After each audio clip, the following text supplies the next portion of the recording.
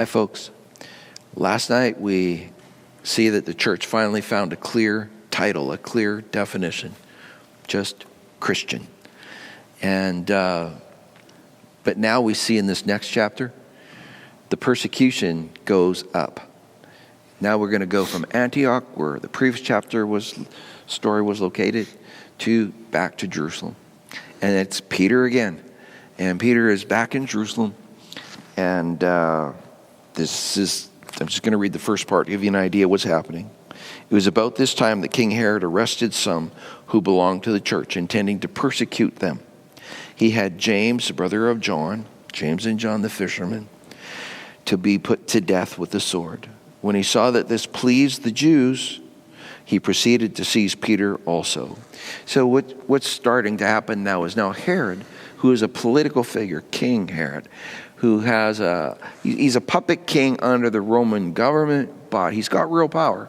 And he is the one that's closest to the Jews in kind of the political authority. But he's now attacking the church. Now he is now oppressing the church. So now we have not just the religious priesthood or so on of the Judaistic religion attacking the church. We now have the king. Politician, we are going to political oppression now. He kills James, and he finds that that's popular. In fact, it says that. It says that when he saw that this pleased the Jews, that's a political statement. He's the king. He wants their favor. Yeah. And so he says, hey, let's go and arrest Peter. Let's go up the list. Yep. Yeah. Let's get the big guy.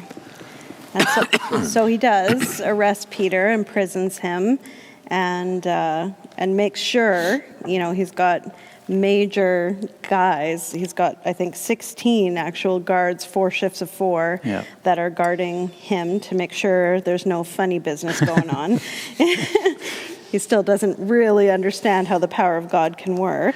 Yeah, and it says that he was holding him in prison to bring him out into public trial, so that everyone would be there, all the Jewish people would be there. He could make this big, huge deal, this political move again to, bring his status even higher with them. Let's talk about political persecution and oppression versus just sort of religion to religion.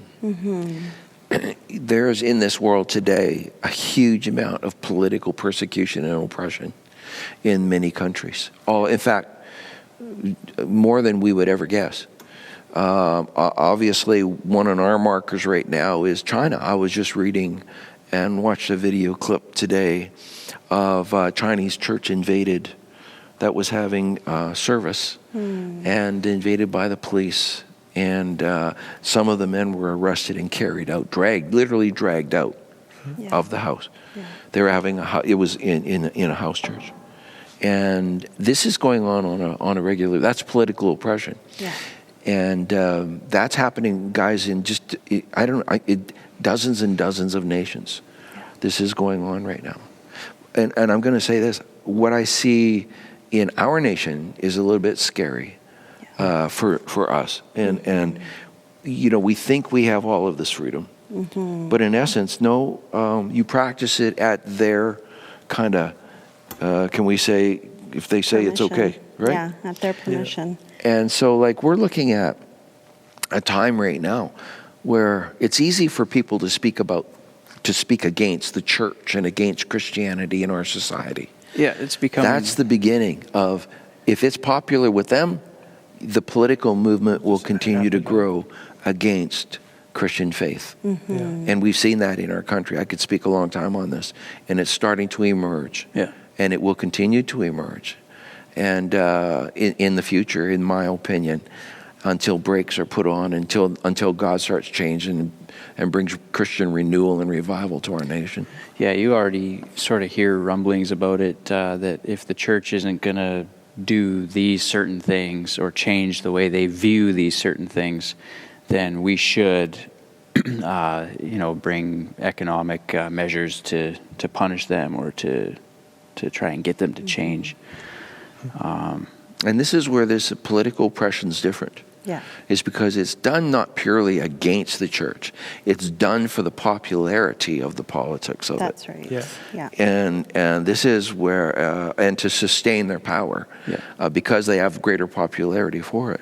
Yeah. So as the favor towards Christians in the church falls in our nation, it's a high risk. Political oppression will grow because it's popular to oppress. Yes. Yeah, we hear that with the names that we're being called now as Christians, that our beliefs are being attacked with certain labels and tags. That, yes, our beliefs are becoming very, very unpopular. Yep. And as we see with James and Peter, Jesus never promised us comfort and safety. So if these guys weren't safe, then why would the church be completely safe today, right? Yeah. And it does speak, though, to a need for renewal and revival in our nation, because we do have a Christian heritage. That doesn't mean we want to go backwards, but going forwards, we know that you need the move of Christ throughout our nation, so that through that, men's hearts are changed in favor towards God. Yes. And that's just not where we're at right now. Well, this story continues. Yeah, he's in prison. He's shackled. 16 soldiers are guarding him. 2 are chained to him in the dungeon part of this thing. And an angel appears in the night again, kicks him in the side. Seriously. Western movie. Hey, get up, partner. Wakes him up. And then basically, all of a sudden his shackles fall off. And he says, quick, get up. Get and dressed. put on your clothes, basically, and then get your coat on. We're leaving this place, kind of deal. And they walk out all the doors, and none of the guards notice them, right? Yeah. And the gates to the prison open, and they walk out. And they walk a full street, and the angel leaves them. And that's when Peter knows, I thought it was a dream or a vision. I thought it was a vision. And then he knows it was the real deal. Yeah, he's still catching up with it too. Like he went with it. He went with the angel. He got his stuff on and went, but he's still catching up. He thought this could just be. Why wouldn't he? Because he was asleep, right? Yeah. It was nighttime, and I'm just dreaming. Yeah. And I wonder how those 2 guards, they must have either drawn the short straw, or they were the rookies on the team, because you got to spend the night in a dungeon. Chained to this guy. Chained to a prisoner, Rock, paper, scissors. Rock, paper, short scissors. straw. But It goes now to the point, though, okay, he's out in the street corner, 1 street away from the prison, and he goes to the house of Mary, the mother of John Mark, and there's a prayer meeting going on, and they've been praying intently for him, and praying that God would rescue him and all of this. Now, this is in the middle of the night, right? This is going on, and he knocks on the door, and the servant girl comes and looks and says, who is it? She didn't open the door. She looked to see who this was, and it was Peter. Right? Yeah. And then she goes back in and says to all those ones praying for Peter's release, saying, Peter's at the door. So say, obviously they're all like, oh, great. It worked, right? Here's what they said, though. You're out of your mind, they told her. Like, this is what they're praying for earnestly, believing that God can do it. But Delivers them to the door. Yeah, but they still Skip had the dishes style. That's right. But they still had their prescription in their head of how it could happen, right? And of course, God doesn't need our directions on how to do his work, right? He hears our prayers, but most often I've found in my life, he answers them in a way I wasn't expecting that leaves me astonished. Right? And they were. So anyway, what happens is she keeps insisting that it was so. And they said, well, it must be his angel. They're willing to believe anything except that it's Peter. There's probably an angel at the door, but not Peter. He's in jail. That's more likely. Totally an angel. So I love this next phrase. Listen to this next phrase. But Peter kept on knocking. He's still outside. The guys are going to let me in? They didn't even let him in. There's probably people chasing me. Okay, guys. Hey, guys. It is, here. guys. Open the door. Open the door. And when they opened the door and saw him, they were astonished, right? And that's the word. So Peter motions with his hand from them, be quiet, describe, because it probably got loud really quick, right? Yeah. And be quiet. And he described how the Lord had brought him out of prison. And so like this is a remarkable thing, and it is about how God answers. It's not that they weren't praying without faith, but they never saw the answer coming in that package. No. Yeah. Yeah. It would happen in the morning. They'd just release them. In court or something, yeah, it would be. There'd be something like that. Or Herod would change his heart, and he'd just have them let go. Yeah. They didn't see where a miraculous supernatural intervention would come. Herod's not changing his mind. He's looking forward to it. Executing Peter. He's going to get political favor out of this. So he's not changing his mind.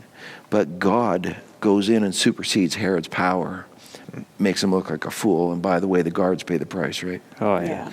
Those are the best parts in stories, when the moments where God just completely steps in, and what seems so impossible, God just literally, like, you watch, he's just like, all right, you're out of here. Let's go. Get back to work, right? It was impossible. Like, how do you 16 guards chained. Yeah. how do you overcome that? That's what I love about how God answers prayer, though, and He's done that so many times in my life, where it's just, it can't be anything but God. I can't take credit for it. No one else can. It's not of human doing. It has to be God. And I would say to those here tonight, like, sometimes, we can get so hung up on the packaging of the answer that we're not really in touch with the answer. And it takes a while that he really did answer that, Yeah. but he did it his way. Yeah. And we see it in this packaging coming to us. We pray for economic recovery, Lord, for our home. We pray for we want to get rid of our debts. And we've got a packaging in our head how that's going to happen. But maybe God uses something totally different. Yeah. And God brings in an answer, but he brought it in a way that didn't have your packaging. And it takes you a while to actually, that really was God. He did answer it, but he did it his way. Yeah. Right? And that's kind of what that was going on here. So anyway, we're in a situation here where they guys in the morning, they send for Peter, and they find out that he's escaped. And so they make a search for him. They didn't find him. They cross-examine the guards, and then they order them to be executed. All 16 guards, yeah.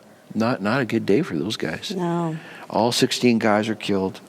But we want you to know that God is a God of justice too. And Herod later on is in an international trade agreement with a couple places, Tyre and Sidon, that they've had a lot of rough water with. But Tyre and Sidon wanted to smooth the water because they got their food from this region, from Judea, this area. So they needed that trade to continue. And so the story goes like this. Yeah, he's talking, and a group of them all gathered. And as Herod is talking, they say, oh, this isn't the voice of a man. This is a voice of God. Yeah, he's in his royal robes delivering a grand speech. And Herod was Jewish in this regards, and he knew that there's only one true God, and he did not clarify going on there. And God struck him, it says, with actually something, he calls it worms. More or less, he got eaten up from the inside out and died. This just tells you, like, if people in power are persecuting you, if people in power think that they are sort of the end of the line, they're not the end of the line. Your boss is not the end of your line. Yeah. The government is not the end of our line. Yeah. God is. Yeah, And he looks after all these authorities. And that's why we pray. Why should you pray? Pray for them. They're under God. And he's the one to deal with them. And that's where we always know. God is always the end of the line. That's what Herod hadn't figured out really. But he found out he wasn't when he went through that horrible death. Yeah. And so no matter what comes down the pipe for us, always know God is one step up. He's always bigger than whatever you're facing. God bless you. Enjoy the next segment.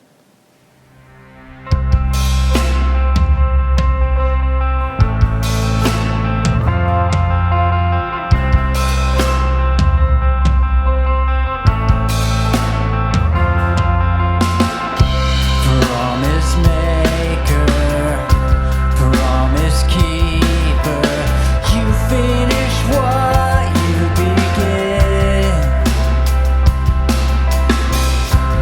Our provision.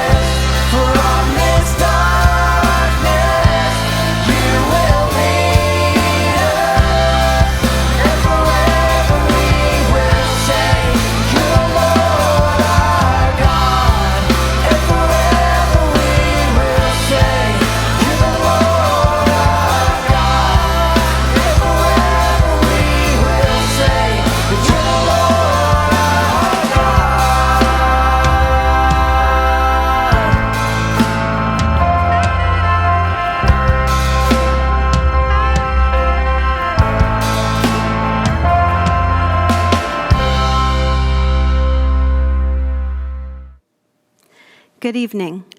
Earlier tonight in our devotion, we covered a couple things that I want to revisit tonight in our prayer segment.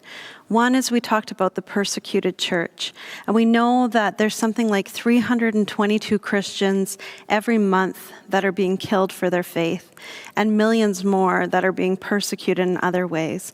So as the church, I really want to ask you to pray for the persecuted Christians, pray that their faith will remain strong and they'll remain committed to the call of Christ on their life, even amidst the persecution. Pray for the persecutors that their hearts will be changed by God. We know that there's no heart too hard that God can't get to. Pray for the families and loved ones of those who are being persecuted, that they'll feel God's comfort and peace and strengthen them. And pray for our world leaders that they will do what they can to end the persecution against Christians. We can pray those big prayers because God is bigger than it. And another thing I want to revisit is when we talked about how God had answered the prayer of these believers. They were praying earnestly for Peter to be released from prison or to not be executed as they had seen happen to James. And it says that after the angels had delivered Peter out of jail, that he'd gone to knock on the door where there was a gathering of believers praying for him, and they just couldn't believe that it really was Peter. In fact, they said that, oh, maybe it's Peter's angel. Like they thought that was more believable. But it speaks to the fact that God will often answer our prayers in ways that we couldn't imagine.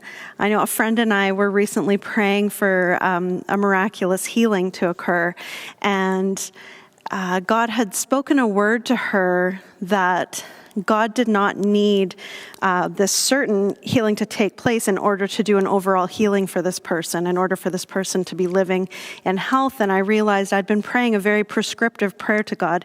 God, please do this and this and this and heal this person in this way. And yet God spoke a very clear word to her. Oh, I don't need that in order to do this healing, in order to do this good work. God's so much bigger than that. So I think sometimes when we're not seeing the prescription work out the way we've been praying, we may think God's maybe not working.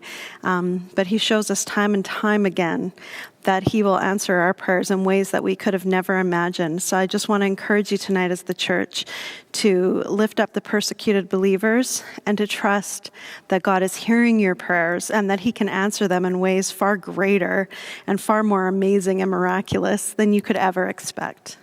Thank you, and enjoy the rest of your evening.